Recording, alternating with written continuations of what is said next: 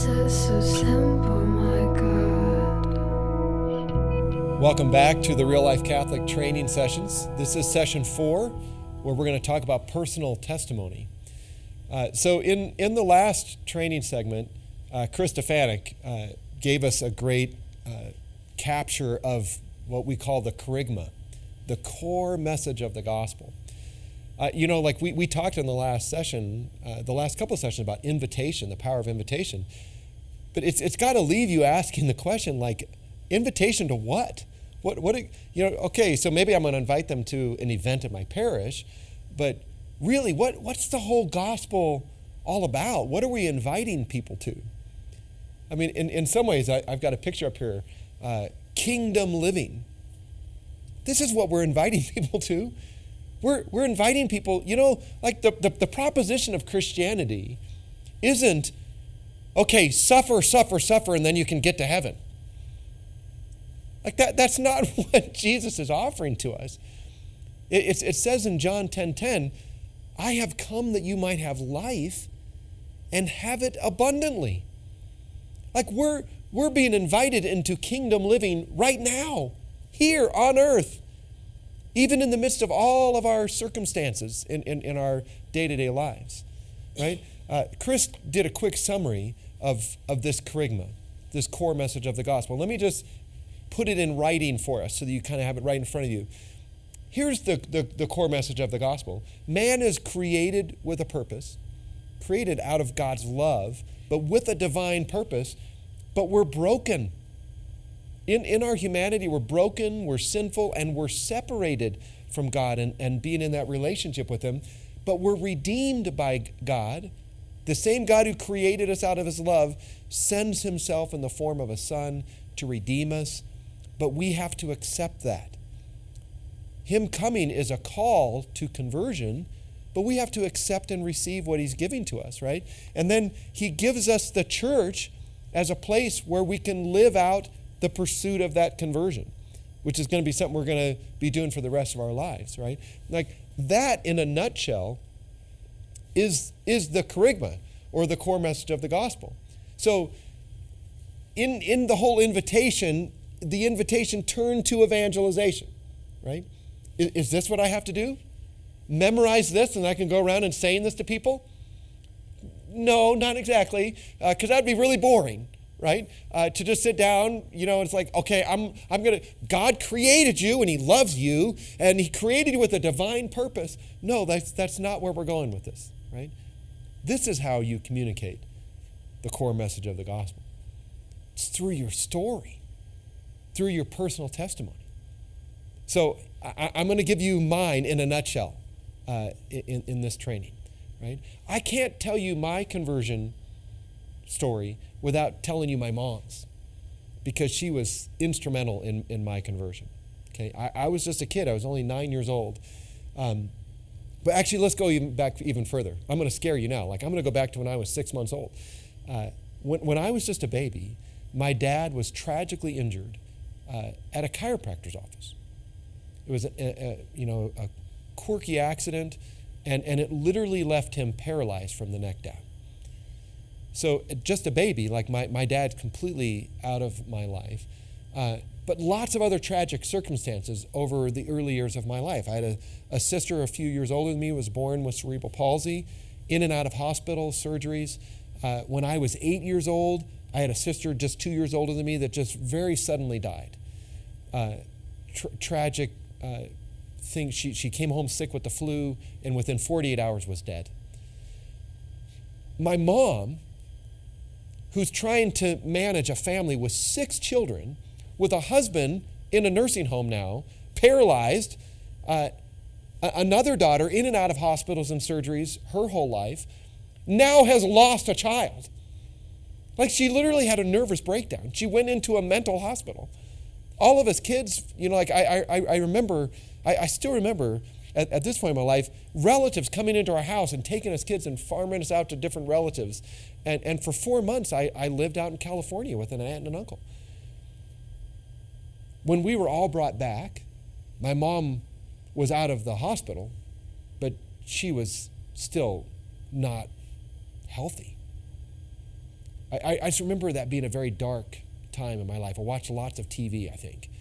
Right? My mom, my common experience with my mom is she was just up in her bedroom. Looking back on it now as an adult, I think she was probably drinking and sleeping, just depressed. She just had such a difficult time recovering from my sister's death, right? Well, then all of a sudden, my mom's happy. She's joyful. She's getting us kids together and reading the Bible to us. She's taking us to church. All of a sudden, there was just this radical transformation. And most of us kids are like, what is going on? What happened to Mom? I mean, I was only 9 years old, but I noticed it. I saw it.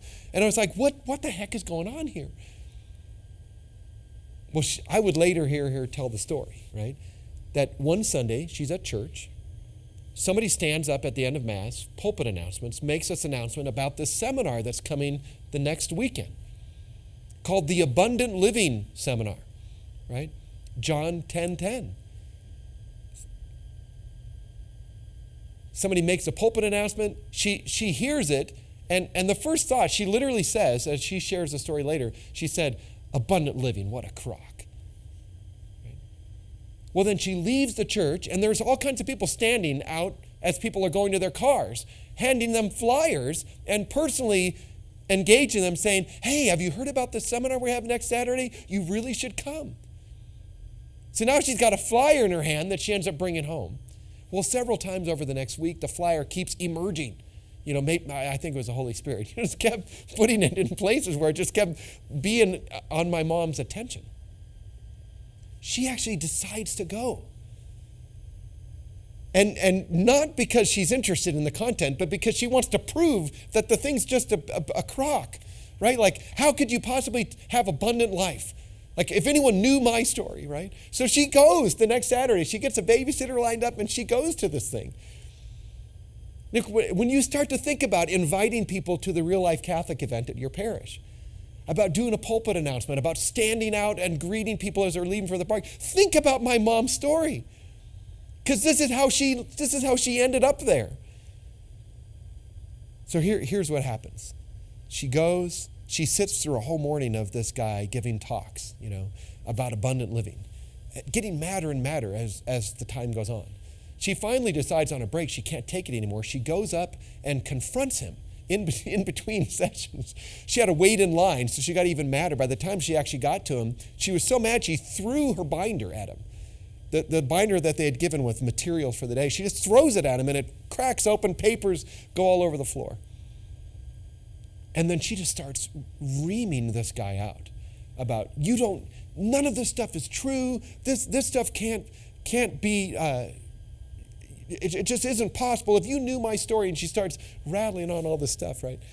Well, God bless the guy. He gets down on his hands and knees and picks up the binder, starts putting it back together, and just lets her vent.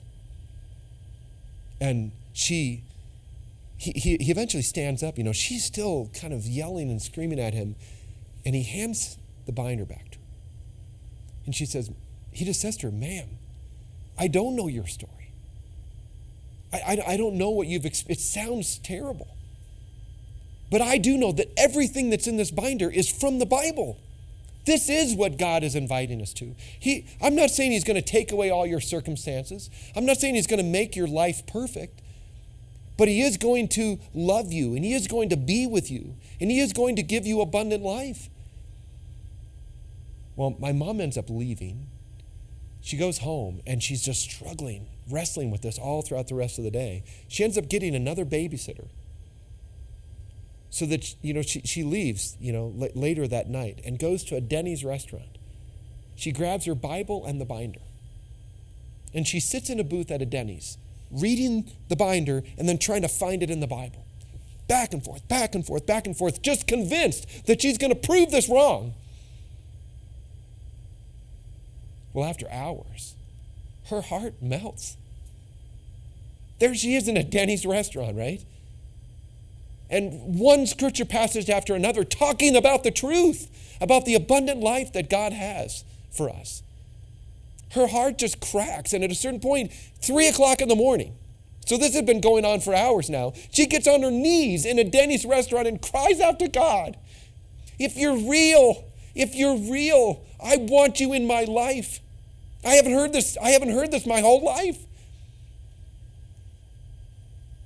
You see, this is the proposition that God has for us.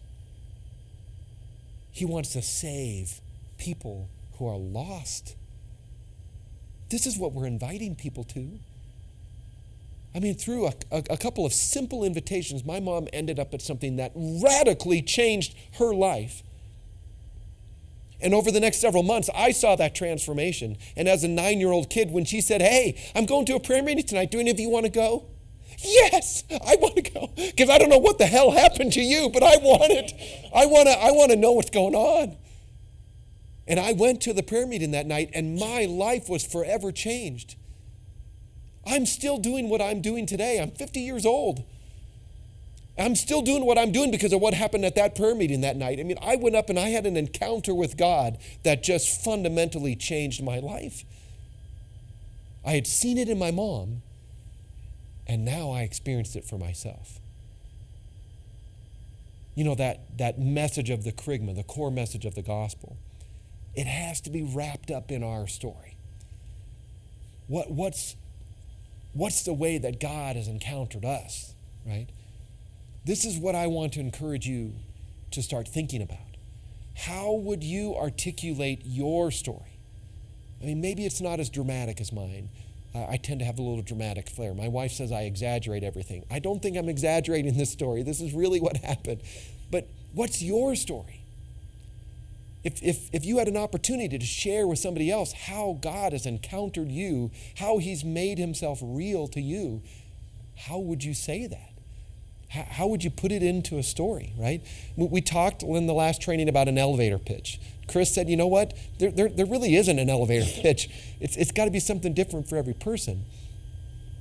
I would almost go the next step of saying, you know what? Maybe it isn't just an elevator pitch. Sometimes you need the elevator pitch to get into the conversation, but maybe it's a conversation over a cup of coffee, right? Maybe it's a longer invitation where you actually are sharing with somebody else.